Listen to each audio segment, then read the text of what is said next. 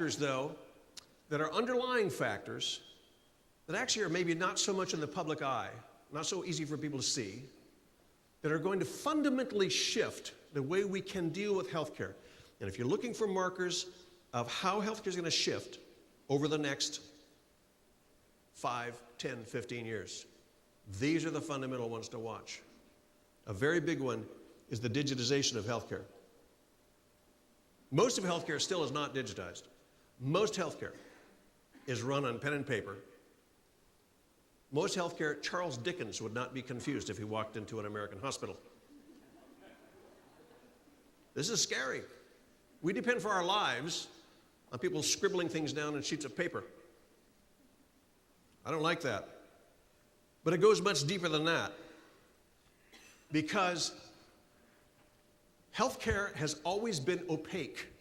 It wasn't more than about 150 years ago that doctors actually spoke Latin to each other in front of the patient because they wanted to keep the mysterium tremendum going. Healthcare is opaque to look at it from the outside. If you digitize healthcare, for the first time, it's actually possible to see into the processes of healthcare, to ask, what did people actually do? Did it work? What were the problems? You can begin to open that out, which you've never been able to do before. This is a fundamental change. And one of the things we saw in the stimulus bill was a $36 billion outlay to help healthcare digitize.